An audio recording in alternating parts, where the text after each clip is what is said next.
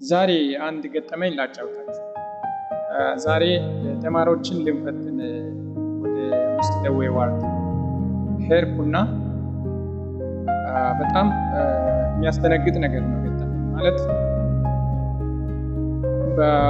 በውስጥ ደዌ ውስጥ በአጠቃላይ እስከ 50 የሚሆን አልጋዎች አሉ። ከዛ ከ50 የሚሆኑ አልጋዎች ወደ 10 ምናምን የሚሆኑ ከተኙ ሰዎች ወደ 10 ምናምን የሚሆኑ ሰዎች በስትሮክ ነው የተኙት እና በጣም ደነገጥኩ። በስትሮክ ይሄን ያህል በአንድ ጊዜ 10 ምናምን ያህል እንግዲህ ከ50 አልጋ አስቡት፣ ካልኩሌት ማድረግ ትችላላችሁ።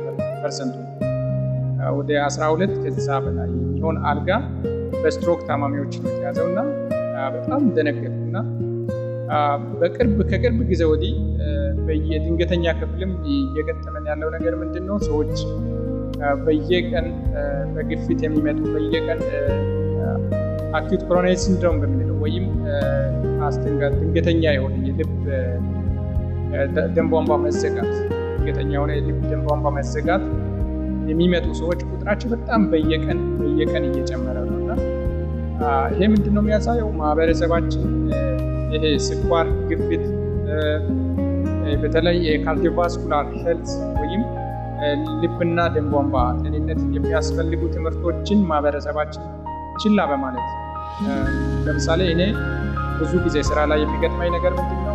ግፊታቸው በጣም ከፍ ብሎ 80 በመቶ እንደዚህ 80 በመቶ እንደዛ 200 ቤት ገብቶ አይ ችግር የለውም እኔ እኮ እንደዚህ ለምጄዋለሁ የሚሉ እንደዛም ብለው ምንም መድኃኒት ሳይጀምሩ ወደ ቤት የሚሄዱ ሰዎች አሉ። ስኳርም እንደዛው ስኳራቸው 300 ቤት 400 ቤት ገብቶ ምንም ችግር የለውም እኔ እንደዛ ነው ለምጄዋለሁ ችግር የለውም ከጀመርኩ መድኃኒት ይለምዳል የሚሉ ሰዎች ብዙ ጊዜ ስራ ላይ ገጥመውኛል። ይሄ በጣም አደገኛ ነው። ባይዘወይ መድኃኒት ይለምዳል የሚባል ነገር የለም። ለምሳሌ ግፊት መድኃኒት ይለምዳል፣ ስኳር መድኃኒት ይለምዳል የሚባል በእኛ ማህበረሰብ ውስጥ የተለመደ አባባል አለና ይህ በፍጹም ተቀባይነት የሌለው ምንም ሳይንሳዊ ምክንያትም የሌለው ነገር ነው። ምክንያቱም እነዚህ ነገሮች መድኃኒት ይለምዳሉ የሚባል ነገር የለም። አንድ ስኳር ከጀመረ አንድ ደም ግፊት ከጀመረ በምንም ምክንያት ሊቆም አይችልም። በእርግጠኝነት ይቀጥላል። ምንም ሊቆሙ አይችልም። ሊቆሙ የሚችሉ የስኳር አይነቶች ወይም የደም ግፊት አይነቶች ለምሳሌ በእርግዝና ጊዜ አንዳንድ ጊዜ እርግዝና ወቅት ላይ ደም ግፊት ይመጣል። በፊት ያልነበረ አይነት ደም ግፊት እርግዝና ወቅት ላይ ሊመጣ ይችላል። እነዚህ የግፊት አይነቶች ይጠፋል። ከእርግዝና ከተወለደ በኋላ ህፃኑ ከተወለደ በኋላ ይሄ ግፊት ይጠፋል ተብሎ ይታሰባል። ስቲል እንደዚህ አይነት ግፊት ራሱ ወደፊት ከዛ በኋላ ተመልሶ የመምጣት ፕሮባቢሊቲ ያለው። ስኳርም እንደዛው በእርግዝና ጊዜ የሚከሰቱ የስኳር አይነቶች አሉ። ጀስቴሽናል ዳያቤትስ የሚለው ማለት ነው። እንደዚህ አይነት የስኳር ህመም ራሱ ወደፊት ሁለተኛው አይነት የስኳር ህመም የመምጣት እድሉ በጣም ከፍተኛ 50% ድረስ ወደፊት እነዚህ ሰዎች በእርግዝና ጊዜ ስኳር የመጣባቸው እናቶች ወደፊት የስኳር ታማሚ የመሆን እድላቸው በጣም ከፍተኛ። ስለዚህ እነዚህ ሰዎች ክትትል ማድረግ ያስፈልጋቸዋል። ስለዚህ ምን ለማለት ፈልጌ ነው? በምንም አይነት አንድ ሰው በተደጋጋሚ ተለክቶ ግፊት ካለው በተደጋጋሚ ተለክቶ ስኳር ካለው አለው። ስለዚህ ምንም አይነት ይላመዳል ብለን መድኃኒት ስላልጀመረ ወይም መድኃኒት መጀመር እምቢ ስላል ምንም ወደ ኋላ የሚመለስ ነገር የለም። ይሄ አይምሮ ላይ ስላመን ወይም አይምሮ ላይ ስላላመን ሳይሆን ይሄ በቃ ሆኗል፣ ተፈጥሯል። ስኳር ካለ ስኳር አለ ነው። ስለዚህ የሚሻለው መታከል ነው፣ ክትትል ማድረግ ነው። ስለዚህ ቀጥሎ ጤነኛው ነው መኖር ያለው። ነገር ግን አንድ ሰው ስኳርን ግፊትን ችላ ብሎ ከተወ መጨረሻ ምንድን ነው ሊመጣ የሚችለው? ወይ ድንገተኛ የልብ ደም ቧንቧ ተዘግቶ ራሱን ስቶ ሊመጣ ይችላል። ወይ ድንገተኛ ስትሮክ ገጥሞ ራሱን ስቶ ሊመጣ ይችላል። በዛው ላይ ሳይመጣም ወድቆ ሊሞት ይችላል። ይሄ ነው የሚገጥመው። ስለዚህ ማህበረሰባችን እነዚህ በተለይ ስኳር፣ ግፊት እነዚህ የሚያመጡ ነገሮችን በደንብ የተረዳ አይመስልም። ምክንያቱም ብዙ ጊዜ ስራ ላይ እየገጠመ ስላል እያየሁት ስለሆነ እና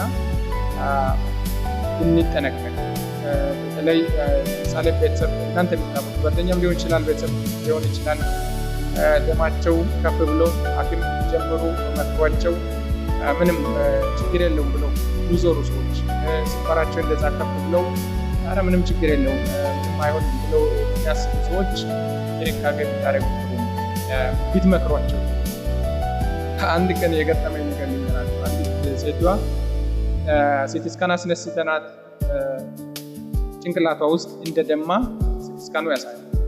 ስለዚህ እዚህ ትቆያለሽ፣ ሆስፒታል ትቆያለሽ፣ ክትትል እናደርግሻለን። ስለዚህ ደም ግፊቱን ካልተቆጣጠርን ጨምሮ የመድማት እድል አለው እና አሁን ደሙ የደማው ትንሽ ነው የሚያሳየው ሲቲ ስካኑ። ስለዚህ ቀጥሎ የመድማት እድል እንዳይኖረው ደም ግፊት መቆጣጠር ያስፈልጋል። ስለዚህ እዚህ ብትቆይ ይሻልሻል፣ አድሚት እናደርግሻለን ብለናት ኧረ ምንም ችግር የለውም ወደ ቤት ሄዳለሁ ብላ ሄደች። ተመልሳም አልመጣችም። ከዛ በኋላ በጣም ትንሽ ይከብዳል እና እኛ ያው ሐኪሞች ስለሆንን ቀጥሎ የሚመጣውን ነገር ስለምናስብ እንደነግጣለን። ግን ያው ሰዎች ብዙ ጊዜ ቀጥሎ ያለውን ነገር ትዝም ስለማይላቸው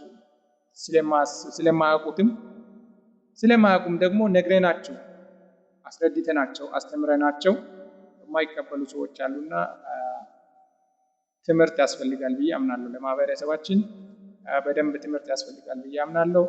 ቤተሰቦች ያመሰግናለሁ። ሀሳባችሁን እስቲ እናንተ በዚህ ጉዳይ ላይ ምን ሀሳብ አላችሁ? ለምሳሌ እንደዚህ አይነት ማህበረሰብ እንደዚህ አይነት ሀሳብ ያላቸው እንደዚህ አይነት ሬዚስታንት የሆኑ ሰዎችን እንዴት ነው ማስተማር የሚቻለው?